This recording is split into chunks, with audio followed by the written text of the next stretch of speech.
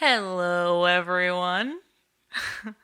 Welcome to A Court of Books and Booze, our basement book club, Breezeway book club, all of the things book club. I am the Skywalker.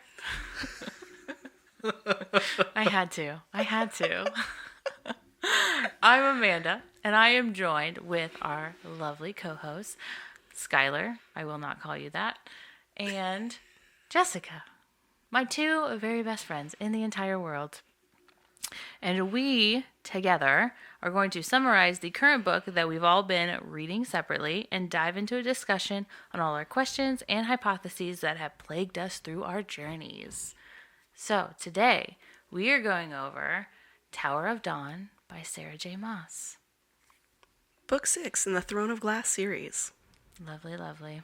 So, with this book, we actually did a tandem read with Empire of Storms, which was our previous episode. Go listen to that. Fantastic book where we, gave our little synopsis, talked about a bunch of stuff. Little synopsis. In the grand scheme, it was about half the episode, but that's okay. And then gave our ratings, and now we're going to do the same thing with the next book. And we're recording these back to back, and I am very tired. But that is all right.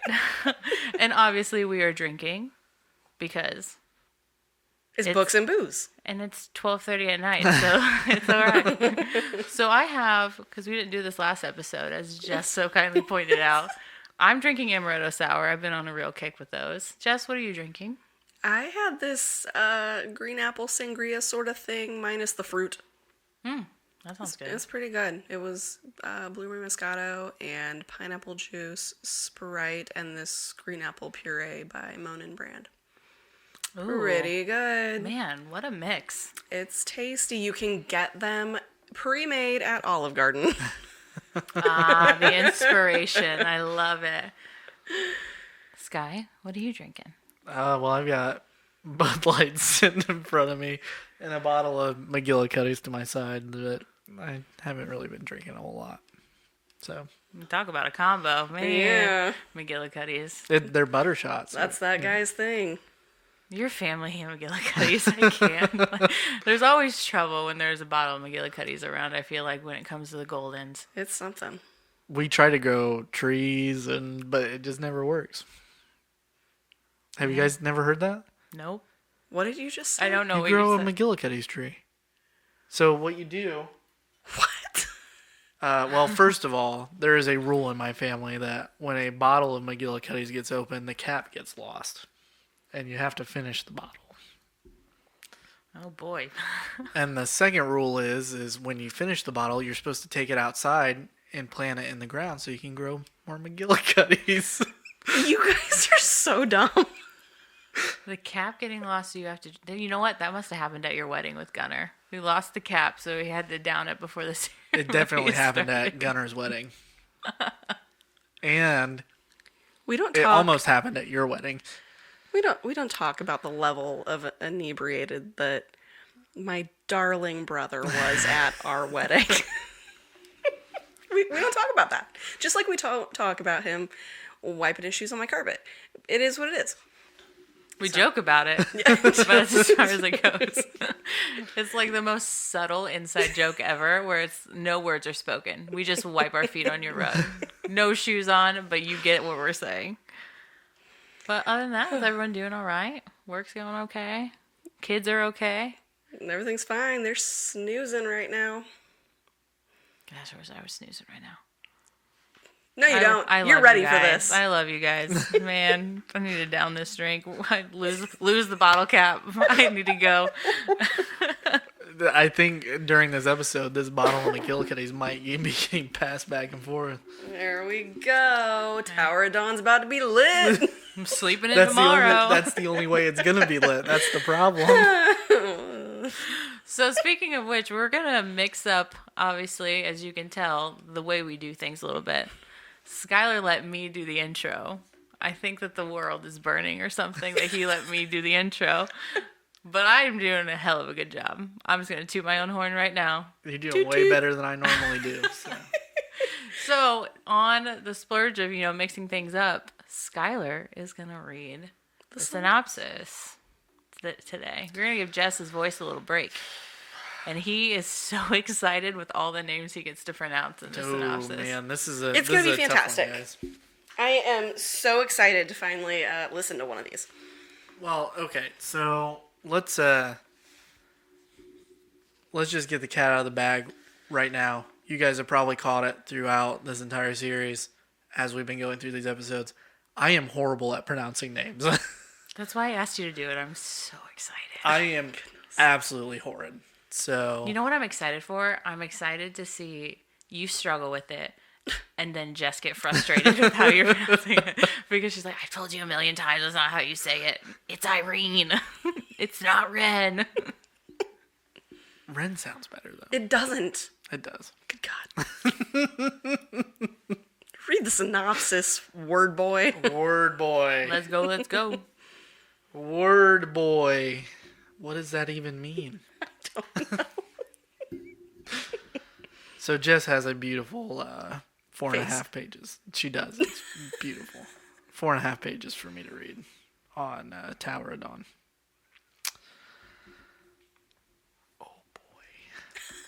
Maybe you should have looked at it before you... No. You the Mike's guy. This is the first time I've looked at this. This is... If we need to trade off... This is 5 pages. If we need to trade off, we can. Oh, wow. Okay. Crack the neck, stretch the back, arm circles. Oh my goodness. That's the most stretching I've done all year, Amanda. Dude, don't even get me started. Do some freaking yoga. He did a lap dance earlier. That was I'm moving in front of you. Oh, lap dance. I'm going to sit down. It's still the best lap dance I've ever gotten. So there you go. You're welcome, listeners. All right, here we go. Tower of Dawn. Kaal and Nezrin arrive in the beautiful seaside city of Antica. They see white cloth hanging from windows everywhere and realize someone important has died. They reach the palace where the Kagan and his 6 children live. Tradition in Antica says his heirs will eventually battle it out for the throne. Nezrin is emotional about arriving in Antica, where her father is from, and where her aunt, uncle, and cousins still reside. Upon greeting the Kagan, Kaal presents a large amount of gold and jewels Aelin sent. The Kagan rejects it. He addresses Kaal's injuries and permits him to work with the Torre Sesme healers. He will send a healer to Kaal's suite in the morning. Sartok says their sister, Tumalin, has died. The Kagan then informs them Rifthold has been sacked by witches. Kaal's worried about Dorian and knows Nezrin's in shock about her family's possible fate. Kashin tells Kaal how the Torre healers have helped many people with injuries similar to his. He invites them to their family dinner each night. He speaks of his sister's suicide, but says he believes she might have been murdered. Irene Towers has been training and healing with her magic at the Torre Sesme for 2 years. Hafiza, the healer on high, heard Irene is leaving them soon to head home and help the injured on the battlefield in the war they all know is coming. Adarlan soldiers killed her mother for possessing magic many years ago, and Irene wants to help her homeland defeat them.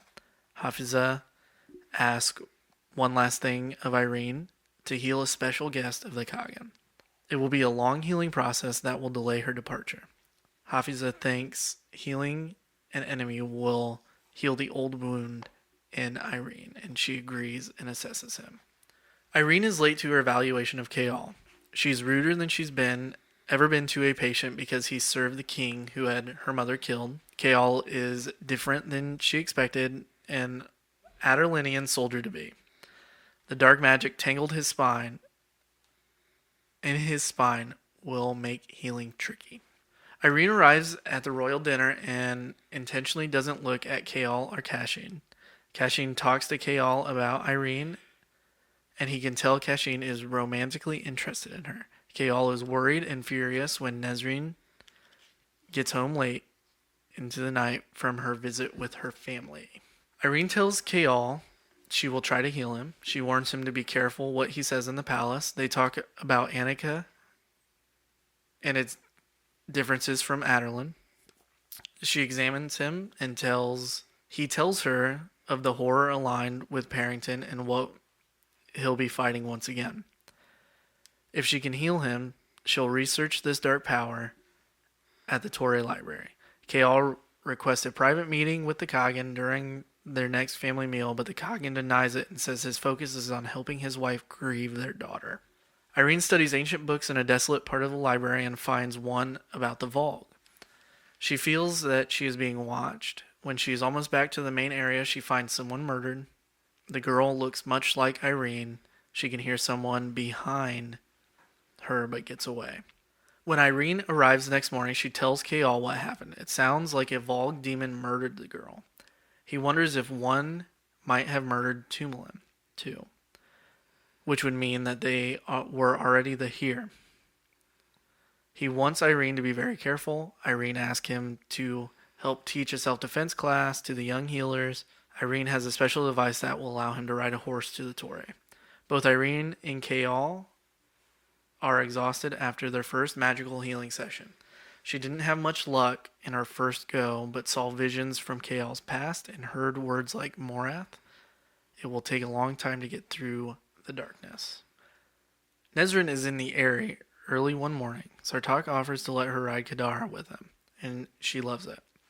Later, she goes into the city to investigate how the Volg demon got into the Torre and runs into Sartak again. They search the city together for them, but find nothing.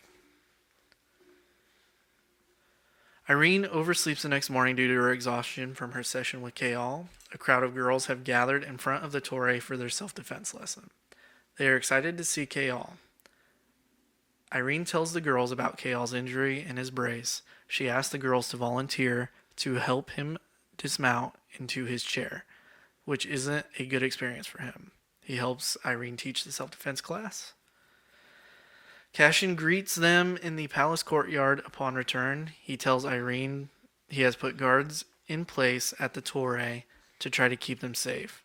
Back in Kayal's room, Irene attacks the black magic on his back again. Kayal sees painful memories about how his dad treated him. Irene ends up with a bloody nose from the strain of the session. She saw Morath and its armies. Kayal orders her to rest before she leaves, and his toes begin to move. Hussar calls Irene to her and asks Irene to try to get information about Aelin from Kayal. Hussar thinks maybe the Torre attack was orchestrated by Kayal and Nesrine to get the Kagan to join their war. Hussar vaguely threatens to let Irene leave Annika if she doesn't play spy for her, and she reluctantly agrees. Kayal is already in the courtyard on his horse with one for her when Irene finally rises from a long rest the following morning. She puts him through a few exercises right there in the courtyard while he's on the horse. She needs to check on a couple patients before they begin. Kayal's full session at the palace. He goes with her. They decide not to do a session today, so Irene gives him a tour of the city by horseback. That night, Kayal and Nesrine go to a royal party together. Hussar tells Nesrine to move to make room for Irene, which is kind of awkward. Sartak and Nesrine come to join him. Kayal assumes whatever Irene was keeping from him earlier goes hand in hand with the display by Hussar. Kayal and Irene keep their conversation professional because they know everyone is listening. After dinner, the party really begins with music, dancers, and incest. Oh, God. It does not have incest. Let's go with incense. All the incest in these books. This is Game of Thrones, babe. Jeez. After dinner, the party really begins with music, dancers, and incense laced with opiates. Kayal sees Nesrine walk to a place to view the festivities with Sartak. He sees Cashin lean over to invite Irene with him. So Kayal beats him to it with an invitation of his own. They move to a couch and speak to each other in code. The opiates beginning to affect them. Irene tells Kayal she needs some small bit of info to take to Hasar, like a possible place to search for Aelin.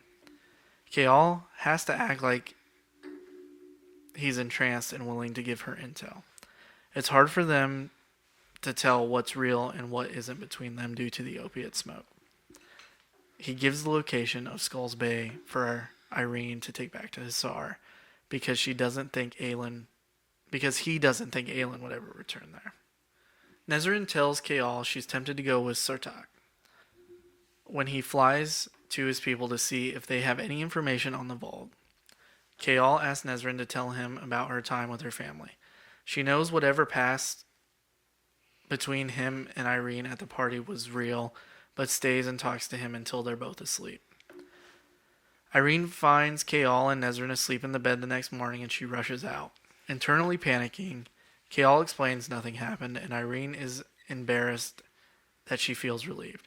Kayal's attention snags on a new scroll she's brought because word marks are on it. He tells her to hide all of it immediately. She puts the scrolls in a spare pair of boots. She tells him of something new she read in the library. There are 2 other kings besides Erewhon, Orcus and Mantix. They were defeated and either killed or sent back to their realm long ago. Sartak finds Nezrin with Kadara. He asks her to accompany him when he goes to visit his people. He'll be gone a few weeks. She decides to go with him without even asking Kayal or telling him goodbye. The following morning, he sees the note from Nezrin. He's mad he treated her badly enough that she left. Sartak and Nezrin set up camp after flying far from Antica. They discuss Nezrin's people, and the accurate information Sartak has from his spies surprises her. He even knows about her bow and arrow shot that saved Lysandra. Irene is confused when Kayal's in a bad mood during their next session. She tries to get the reason out of him, but they fight and he tells her to leave. She learns from Hasar that Nezrin's left with Sartak. That evening, Irene goes back to see Kayal, being understanding now. She feels something following her and barely makes it to Kayal's room in time. They barricade the door and the creature pounds to get in, whispering Irene's name. Palace guards appear shortly after and no culprit is found. Nezrin and Sartak travel in the bitter cold. Nezrin learns about the different Redkin clans and the rivalries between them. Sartak asks her not to refer to his royalty among his clan. Among them, he's known simply as Captain. When they arrive at the mountain home of Sartak's clan, Nezrin meets Bort, his Hearth sister. Bort challenges Nezrin to see how good her archery is. She hits her target again and again and impresses Bort, who is training to be the next Hearth Mother and must learn many things in addition to fighting, so she asks Nezrin to teach her archery. Sartak introduces Nezrin to Howland, the clan's Hearth Mother and Bort's grandmother, who was just returned home. An honor lady and merchant named Falcon is there with her.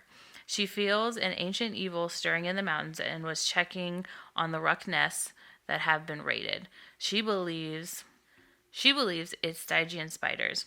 Nezrin always believed the spiders were myths. Falcon has proof they're real, a piece of cloth made from their unusual silk. He bartered 20 years of his life for pieces of spider silk, but now he wants them back. Howland wants Sartak to help search for the spiders. Howland dismisses Falcon and asks Nezrin whether the darkness is starting again. Howland is also a story keeper and tells of a rip that occurred in the world long ago and let demonic creatures in. Kayal and Irene head back to the Tory Library to determine how these books and scrolls ended up there. Nausha, the head librarian, doesn't know. Nausha suggests they look for information in desert caves in the Oxara Oasis, which is not accessible by the public. It's a private refuge for the royals. Irene might be able to request access from Hasar. Irene and Kayal go out for dinner in Antica. They learn a lot about each other as they eat. Kale feels lighter afterwards, like there's something that's been in his chest his whole life that finally lifted. Nezrin and Sartok fly to the watchtower to look for the Karankui, the Stygian spiders of the southern continent. They enter the tower and quickly discover it's booby-trapped. They maneuver through the trap safely to make it to the dungeon, but a spider bigger than a horse attacks them. After a decent fight, a giant gray wolf rescues them, letting them run free. Kadara attacks and kills the spider when the wolf lures it outside. Falcon is the wolf. He's a shapeshifter. Howlin remembered more stories while they were gone, this time about the 3 word keys. Sartok follows Nezrin to her room to question her. Kale's legs are regaining strength and movement through his knee. He's trained with the Antican soldiers in the morning and combats the darkness and the pain of healing in the afternoon. He continues to help train the female healers in self-defense. Kale gets word that Nezrin is extending her stay with Sartok. Falcon is finally strong enough to travel again, and they visit the other watchtowers. On one of their stops, they are confronted by the Burlad tribe of Ruck Riders and their leader. They're searching for the 3 Ruck hatchlings that went missing. He and Bort are betrothed. Cashin tips Kale off that Rolf ordered a bunch of fire lances from Antica to be sent to Skulls Bay. Kale makes a surprise appearance at the Kagan's next council meeting to speak to the foreign trade advisor. He wants to know how much each fire lance costs, then asks to double Aylin's order. He will use the 4 trunks of priceless treasure as payment. He's trying to show how lucrative the war would be if Aylin continues to buy weapons from Antica. The Kagan is pissed and asks the guards to escort Kale back to his rooms. Kale's still in a foul mood from the meeting when Irene arrives. He initiates a fight with her just because he's spoiling for one. The whole time Irene is taunting him to take a step. He takes one, then another, and another, until he reaches her and kisses her. Sartok, Nezrin, and shapeshifted Falcon fly to the Ghoul Fells, which is covered in webs. They fly high over the area to investigate and see a Ruck hatchling. They end up tangled in a web as Kadara flies in to rescue it. It was a trap, obviously. Sartok takes the brunt of the impact for Nezrin and begs Kadara to fly away, which she does. Nezrin and Sartok run further into the mountain pass. Irene tells Kale she's convinced Hussar to take them on an overnight excursion to Oxara to celebrate Irene's birthday. The group from the palace leaves for Oxara. The royals ride ahead. Kale and Irene race on their horses. Upon arrival, Irene and Kale roam the grounds and search for the lost city. They finally come across old pillars leading below, displaying men, animals, fae, and the Valg. It's a fae burial site. Kale never thought fae settled anywhere besides their own kingdom and Terrasen. He wonders if here on the southern continent they produced healers gifted in magic. Maybe the healers could do to help defeat the Valg. After the evening party, Irene asks Kale about Aylin. She feels out to see if he still has feelings for Aylin or Nezrin. He assures her he doesn't and presents her with a locket as her birthday gift. He wants her to be able to keep whatever she's been carrying in her pocket inside the locket. Irene tells Kale of the note that now lies in her locket. It's from a woman who taught her how to fight and left money for her to travel to Antica. I wonder who that was. Nezrin, Sartok, and Falcon climb the mountain pass, trying to find a way out of the trap the spiders had laid for them. Sartok gets stuck, and Nezrin can't pull him free. He tells her he loved her before he even met her from the stories he'd heard, and a spider snatches him away. She and Falcon leave with a plan. It lands Nezrin and an unconscious Sartok in the spider's lair, covered in spider silk. Falcon is behind Nezrin, slowly chewing away her trap. A spider comes in saying she's waiting for the Queen of the Valg to arrive. Maeve. Bum, bum, bum. Nezrin asks to hear the story. The spider tells of 3 powerful dark kings who conquered their world a lifetime ago, who all 3 fell in love with the Dark Queen. She married Orcus, the oldest and most powerful. Maeve was curious about what else is out there among the realms and found a way into Nezrin's world. The spiders came with her and stayed in this spot to guard the gate between the two worlds. Orcus found a way to control these gates. He made 3 keys, one for each king. They went from gate to gate, conquering realm after realm as they searched for her. Meanwhile, Maeve had found the Fey land ruled by 2 queens. She got into their minds and convinced them they had an older sister.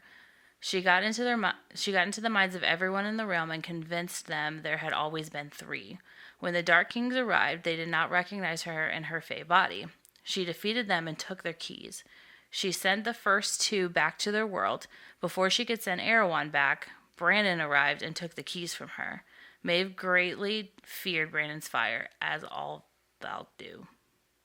Another spider comes in to warn that 20 Rucks are approaching. While the spiders are gone, Falcon chews both of them free. They grab their weapons and flee. Sartok was awake and heard it all. He's unsteady on his feet from blood loss. Since the spiders hate fire, they shoot fiery arrows at them. Falcon shifts into a spider like them to stay behind and fight. He asks Nezrin to search for his niece, possibly a shapeshifter, who he's been looking for. He leaves his fortune to his niece. Aww. A Ruck sweeps in to help. Bort and Euron have come to rescue them. Dagol Fells burns as they fly away. Chaol and Irene leave Oxara ahead of everyone else. He arrives at the palace to find his room trashed. The only thing they didn't find were the scrolls they had stuck in Chaol's boots. Chaol asks Irene to go to the Torre where it's safe. That's part of his purpose, but he also knows Nezrin is due back soon. He needs to properly end things with her. Irene discusses the scrolls with Havisa.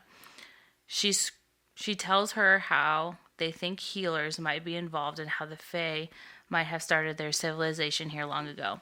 Havisa has a locked trunk full of wordmark books. Her predecessor told her they weren't for human eyes, but she didn't know what they were. Irene wants to take them with her to the person Chaol knows who can read word marks. Irene later tells Chaol she's going in and conquering the darkness in Chaol's spine completely today. It's hard, but it works. He ends up fully healed. Upon returning back to the clan and filling everyone in on what the spider said, a messenger rushes in with a note from Chaol.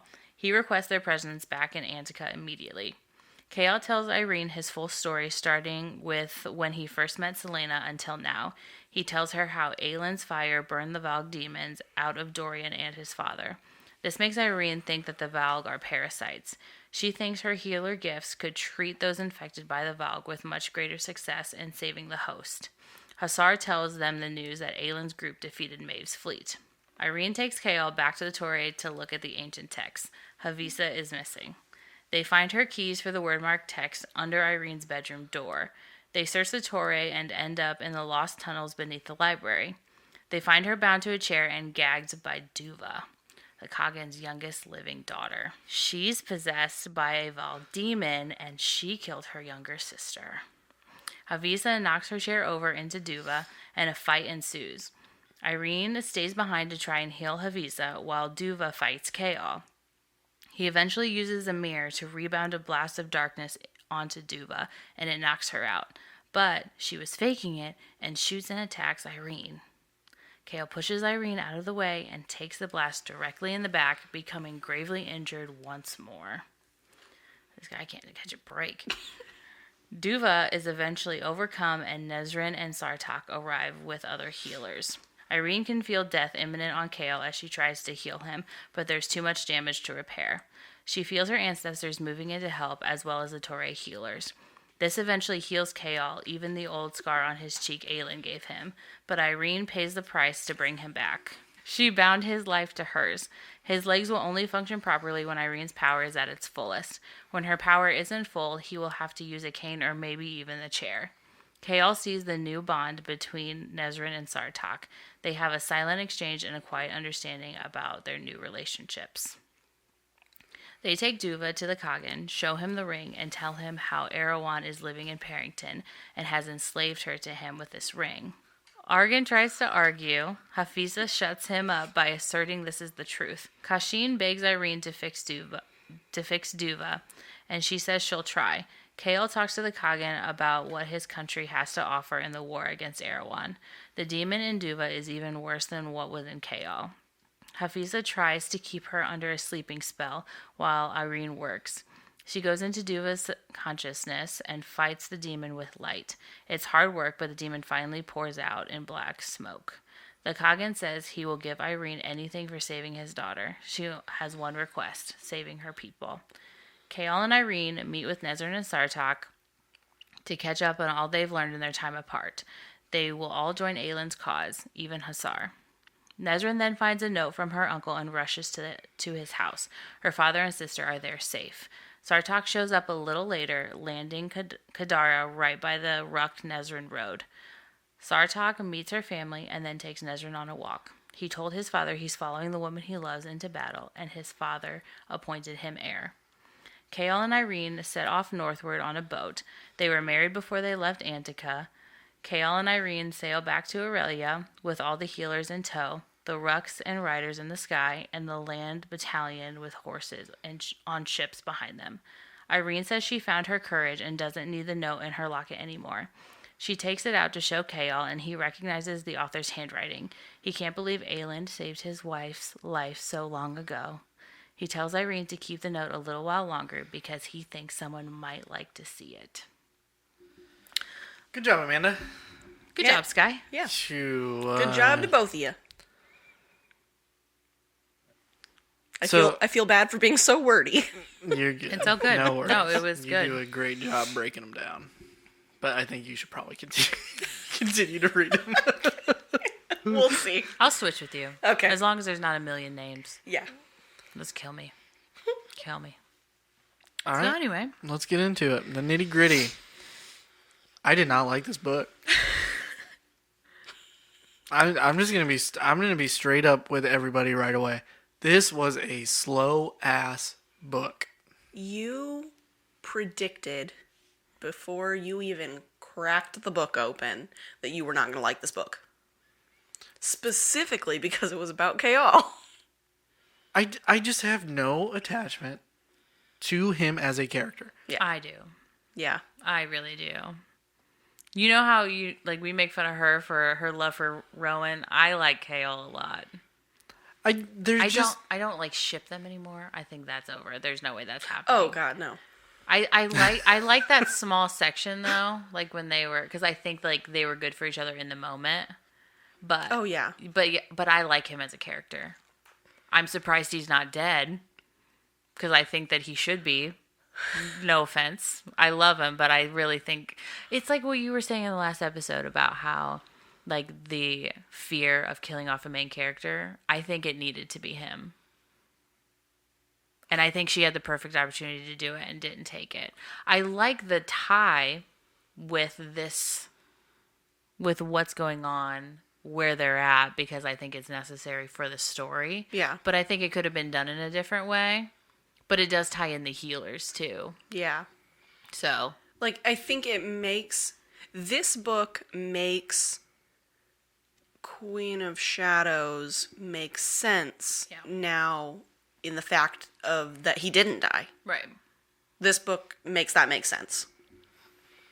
I mean, I get it. Because we do need all of these characters. Yes, I understand that Kael is now the bridge that connects. It's the southern continent, right? Yeah. Mm-hmm. To Aurelia. Yeah. My problem is it was just boring. I mean, I liked Irene as we read Assassin's Blade.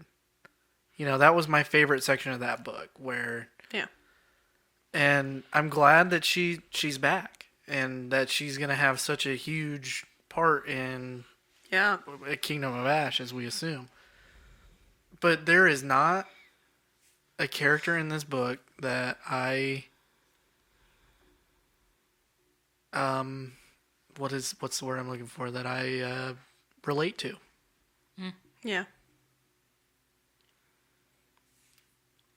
I think that's fair. It definitely was slower and a little more boring, and I think the book in general, in and of itself, could have been more concise. Like, we could have had less healing sessions that they did, and, less time of walking from the palace to the Torre, and the Torre back to the palace, and, like, going up and down stairs, and just flights in the sky. And, like, there was a lot of, like, additional details that I feel like, yet again, were just filler for the... This book could have been a killer murder mystery. Mm-hmm. She sets it up so early with Tumlin's death, and then we just kind of let it go. Yeah, until it comes back at the end. Yeah. I mean, we could have spent a good chunk of this book really, really digging into trying to figure out who the Vogue was, and we didn't. I mean, you mean like who killed the sister? Right. I mean, I think they kind of did. But they didn't though. I mean, it was mentioned here and there, and then that was it. They didn't. But then I almost think that it would have been too similar to Throne of Glass. Because that's who's the killer? That was a big part of Throne of Glass. Is like they were in the palace and all these people were dying, and who done did it? So I almost think that would have been too similar to the first book that we read. But the problem with Throne of Glass is we knew who did it from the beginning, right? I mean, we all automatically assumed it was Cain, right? Yeah, but I didn't see him being controlled by someone else. Right. I mean, that's fair. I don't know. I mean, I feel like this is a huge plot point that we kind of touched on at the very beginning, and then we see it very sparsely throughout the rest of the book. I mean, they talk about her death as a very significant thing, but Chaol spends his first dinner looking for a black ring, and that was it. Yeah. I feel like it wasn't something that was just forgotten about. It just wasn't something that was actively written for us. It was more something that was supposed to be interpreted as going on. Because while they are trying to figure out the Vogue situation and what's going on and who, like, what the creature might be, if it's Vogue, who's tracking her, what's going on at the Torre, they're actively trying to figure that out, and I think that parallels with what they suspect may have been relevant to Tumlin's death. I think that's something that the reader is supposed to be interpreting as going on when they're looking for this other thing. But that's just the way that I read it. Yeah, you gotta be smarter than the words on the page, guy. Read between the lines. This is an SJM book. You have to interpret things. Well, I mean, look, I want to be you have to theorize things. I had a rough time reading this book, just straight up. Because, I mean, we go from... what is it, Queen of Shadows to so good, yeah. Empire of Storms, which has, I mean, very, very decent scenes of action and and this is a romance novel at its core for Ezrin and Sartak, and Chaol and Irene, which is fine. I mean, those characters deserve their own development along the way too. But that's not what I wanted from this book. What did you want from this book? I just wanted... You didn't even want this book. I'm not going to lie. I didn't. I don't like Chaol. I mean, good for him. He gets healed. Oh, wait. His back breaks again. The whole first 3/4 of this book were freaking pointless. I gotta say, the nerd in me, though, was just like, oh, his toe moved. Oh, that's so exciting. Like, it's so awesome. Like, oh my gosh, he's walking, he's taking steps, he's riding a horse. It's so good. The medical nerd in you. Gosh, yeah. Because, like, those parts I was just like, oh, he moved his toe. Oh, he can feel his foot. Oh, okay. But it was, yeah, I agree. It was slow.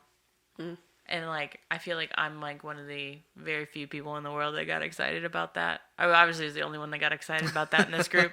But I didn't dislike the book. yeah. I enjoyed the book. I felt like it was lengthier than it could have been. Agreed. Yeah. There were additional details that I don't think were needed, like that were just, descriptive details thrown in, whatever.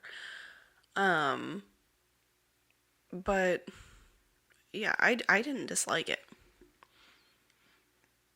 What do we feel about the relationships that happened? So you got Nezrin and then... I've been complaining about these all week to Jess.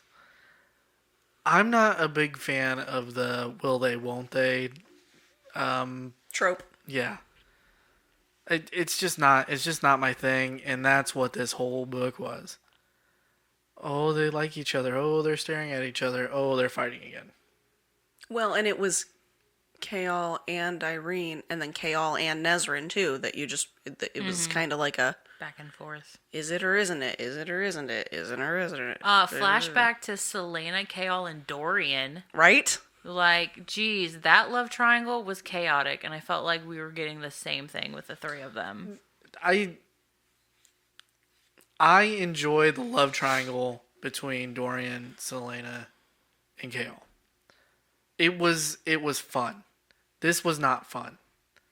When is the love triangle fun? Well, because, I mean, And these aren't even triangles either, because they're like love corners. That's fair. I mean, really fair. I feel like Selena's was a little bit more like spicy because Dorian and Kale were best friends, so that added like this weird tension to it. Maybe that's what you're into, Sky. Maybe that's why you want that weird tension. You do like your best friends a lot. Roy and Nick. Do you see this? I was thinking this love triangle that's going on right now. Oh. I do like my best friends a lot. You know?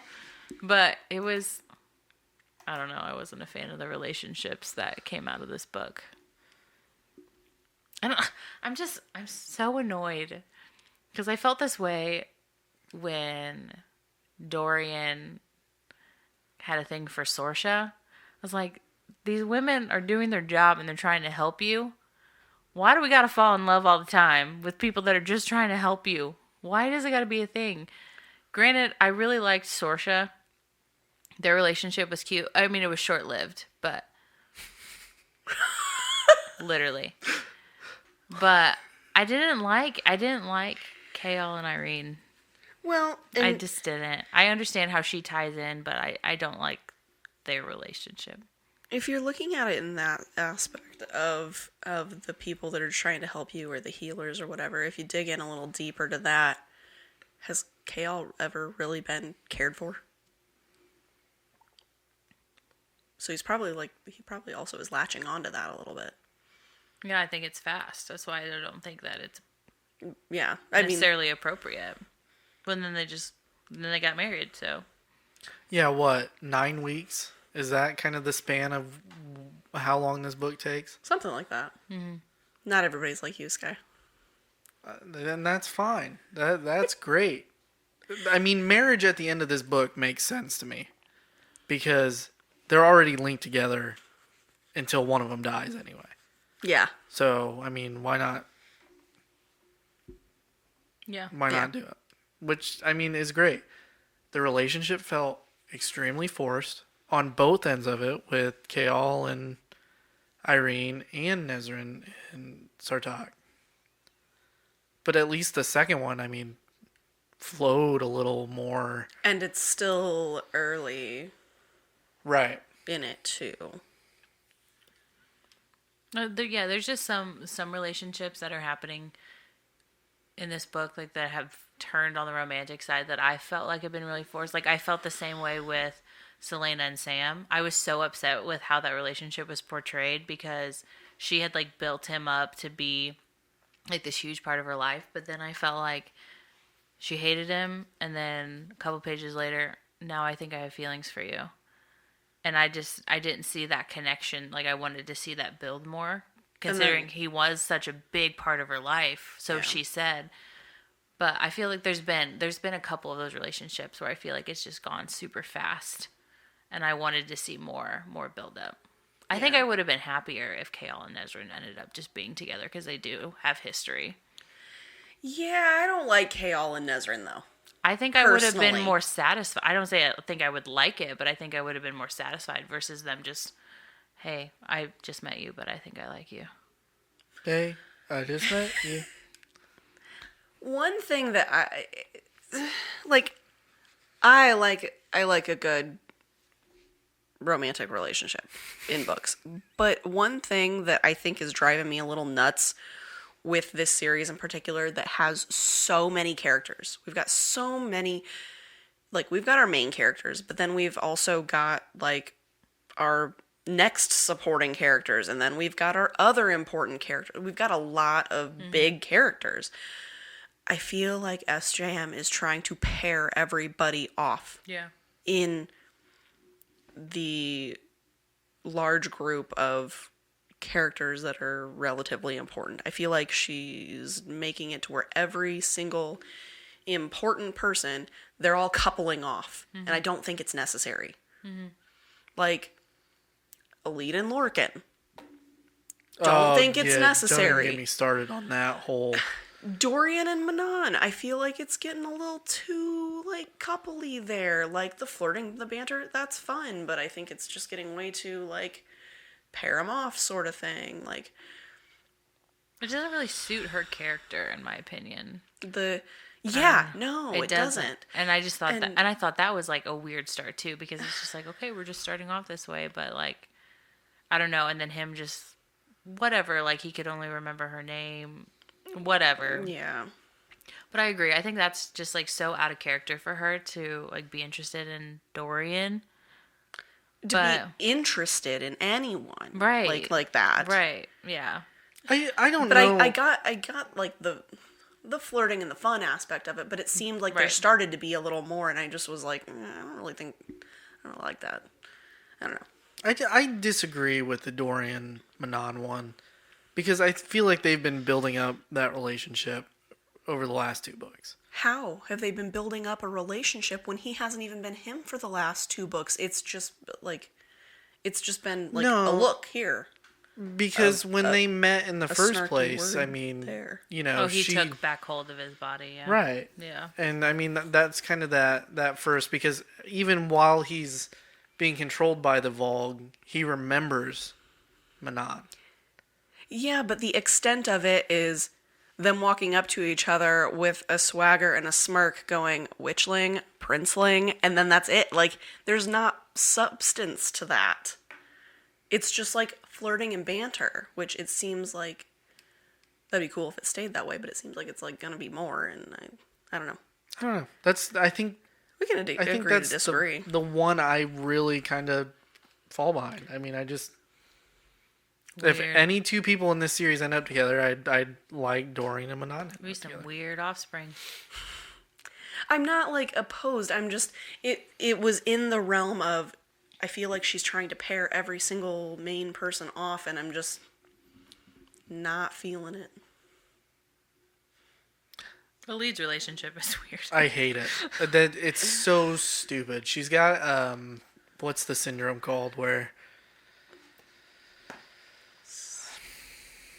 it's not coming to me. Stockholm syndrome, yeah. She's been traveling with him for so long so that she just attached herself to him. Well, but she did that with Manon too. Yeah. She kind of was just like, oh, well. Yeah, but that was a little different due to the witchy stuff. And like the lineage there. The bitchy stuff. I said witchy. I don't know. I don't know. Yes, I agree. The Kale and Irene was like it was. I don't like it. Weirdly rushed.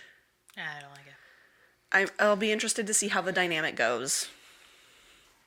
Yeah. Not. Yeah. It is. And I mean they're the main focus of this book, right? I mean. So they're the main focus of this book.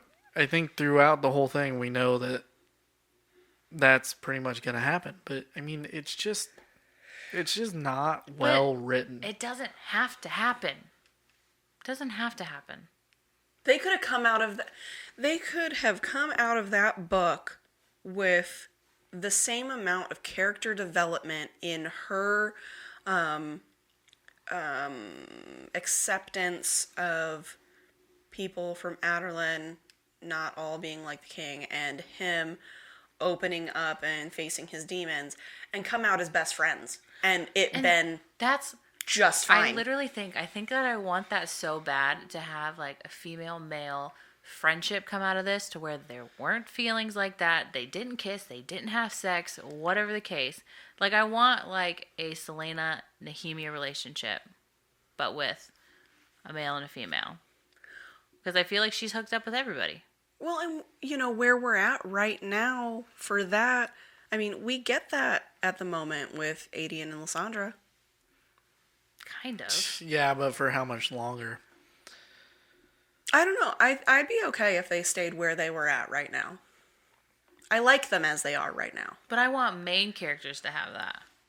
Like, I think that they're backup characters. I mean, they're her court right now. I still think of them as side characters. Yeah, I agree. I don't think of them as the main. Okay, it depends on what book we're in.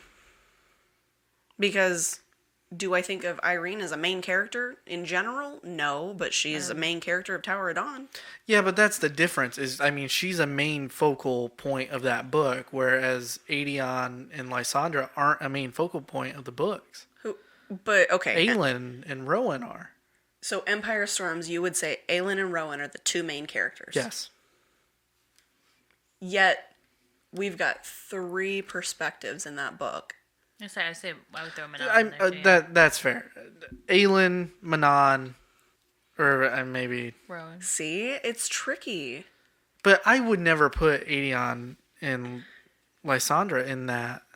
Either way, I wasn't trying to debate who's a main character and who's not. I was just saying, of our important people. I gotcha. Whatever. I like their dynamic. I follow what you're saying. I like their dynamic too, but I think in the end of this, they are going to be together. He's calling it. Adian called it on the beach. Yeah, but will that happen by the end of the last book? I think it'll be assumed. Read between the lines, No, I really think at the end of, what is it, Kingdom of Ash, right? Mm-hmm. We're going to get a epilogue 10 years in the future where Adian and Lysandra's kids are running around playing with the whole Twilight thing. Dorian and Manon's kids. Good God. Where Maeve sees into the future and she's going to see all of their kids running around together on the beach. Where Aelin That's and not Rowan what we do on sex. the beach. Yeah, where Aelin and Rowan had sex. Same beach. What are we doing?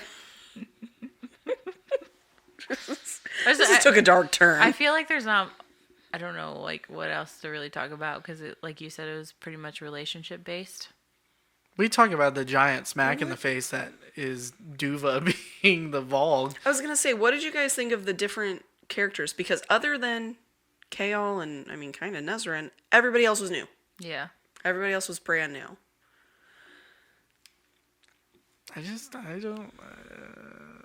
I'm not attached to anybody in this book other than maybe Irene. I didn't ask who you were attached to. I was just asking what you thought of anybody. Or the dynamics or the politics or whatever. And yeah, I don't know. The only one who got any real book time was Sartok. Sartok, yeah. And I liked him. I think he's I like the Ruck Riders. Yeah, that was cool. Mm-hmm. But, I liked getting more involved with, like, the spider silk and stuff. Because it's always been, like, a little detail, like, throughout the books. Like, how expensive it is and all this. And so I liked adding, like, that extra, where it came from and whatnot. That was cool. I like that. Yeah, we liked how we found Lysandra's uncle. Yeah, it's a nice additive. Yeah, I did like that. Falcon. I thought that was a nifty part of these books. Was there's the callback to Assassin's Blade again.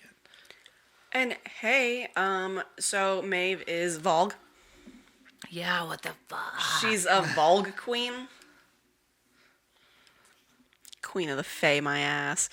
She's honestly, because like when we first met her, she's brutal, like straight up cruel, and then like with these two books, you just find out more and more about her because these books were essentially about Maeve.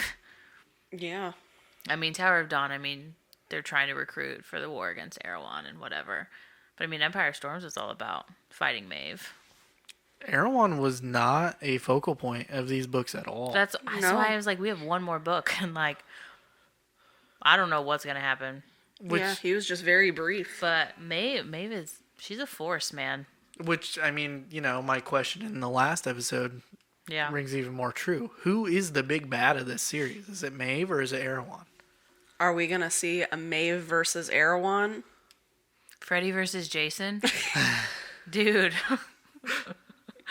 I don't think we'll see that personally. Well, because Maeve married Erewhon's brother. Yeah, Right. like this was a big like he was in love with her. Yeah. This was a big Because they all three fell in love with her. And she chose the older one. Orcus. Orcus.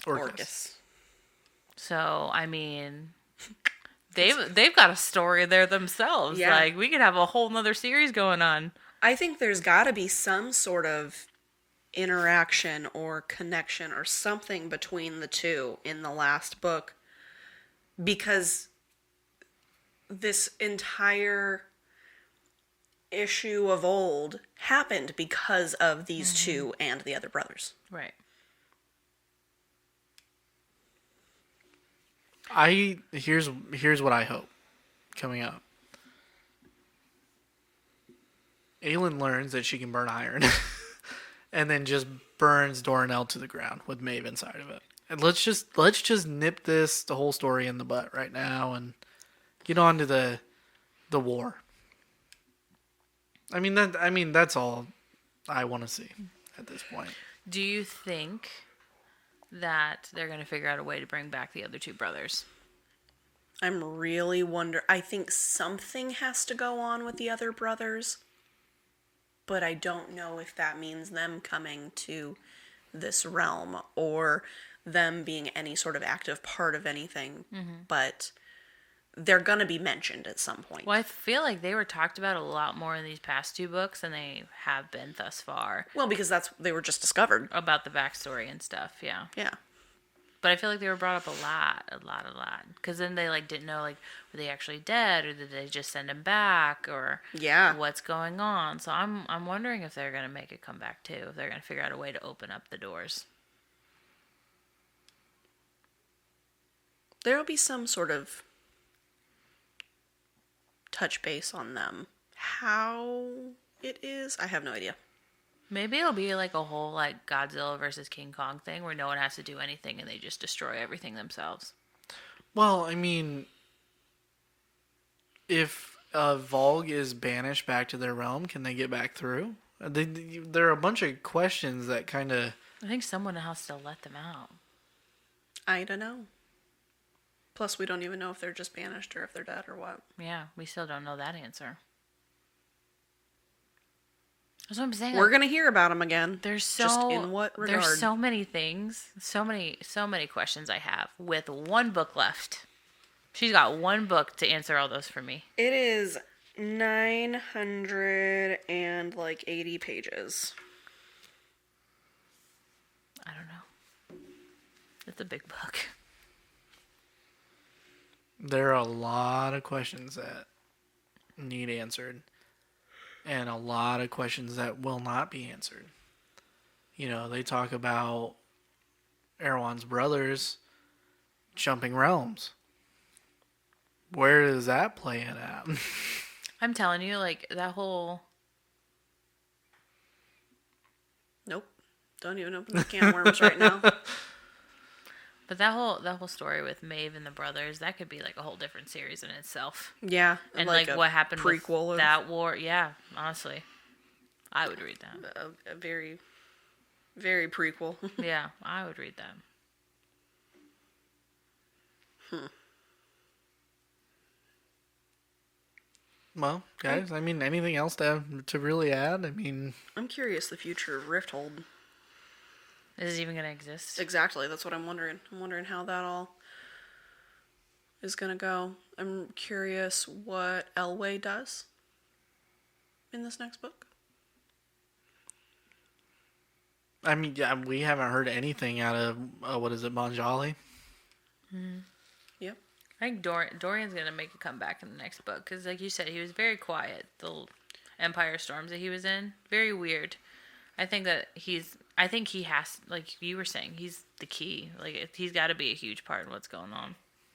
I'm curious to see what happens with the whole Krogan situation.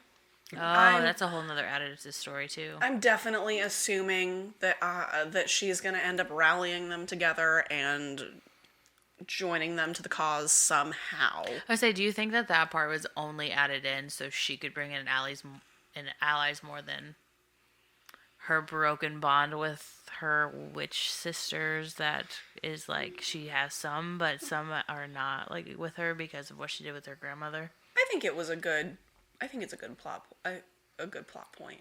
I just don't think it's going to go any farther than, hey, this is where you're from.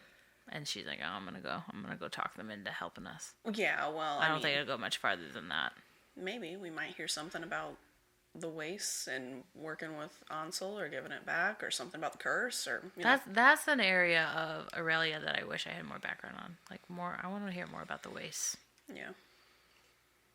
Again, could be a whole different series. She could have so many spin-offs. They can't put more details into that, then my synopsis would be way too long. Sarah J. Maas is really good at world building. Yeah. But I feel like her characters in this series just really, really lack. And, I mean, Irene, for example. I mean, yeah, she's got a sad backstory. But, I mean, there's nothing else really written to her. Right? Oh, she falls in love with Kaol. End of story. So, I mean, I really hope she flushes that stuff out. I think that she's going to be a big part in the next, like, trying to figure out how to heal people. Well, and then who she is as a person. Because keep in mind, before, like, what we know of her is she was with her mother and learning, just as, a late child. And then her mother was killed. So all that she had of normal life was, like, short. And then it was just moving along, and then it was barmaid stuff, and then it was at the Torre. There's no way of really figuring out a sense of self at that, at any point in that. So it's hard to really get her as a person, her as, what she does, what she likes, how she does things, interests, things like that, because she really knows. Yeah. Exactly. Because she was just trying to survive most of the time. I mean, girl didn't even have, like, friends because they don't have time for that at the Torre. So, I mean, she's just kind of floating along, just doing stuff that she's got a purpose for, and that's about it. So, I can understand her not being, like, super flushed out because she just isn't as a person. Just my thought. Yeah, I mean, I get what you're saying 100%. I just, yeah. I'm glad it was a tandem read. Because that is the only way I would have gotten through this book. And there were nifty pieces to it. I mean, the Stygian spiders, or Stygian spiders, however you say it, being reintroduced as a bigger part of the story. Falcon, I really liked him coming in and being like, hey. Yeah, that was cool. But I just feel like it just really lacked meat. You know what I'm saying? I feel like this was a bare bones story that didn't have any. And that's okay. You don't have to defend yourself. You can just not be a fan of things. Oh, I know. And I mean, Back to Falcon, though. Him meeting Aelin again as Aelin. Like, and I wonder if he's going to get his years back. Like... Another question to Real the list. curious. Yep. All right, guys. Well, anything else you guys want to add? Nope. Let's rate it up.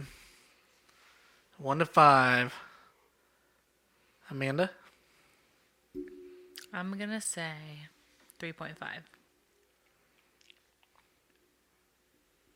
Jessica?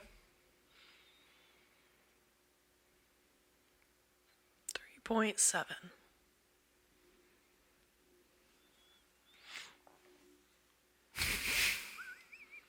I give it 2.3. Okay. I mean, All right. like I said, I mean, and I'm not going to try to defend myself anymore.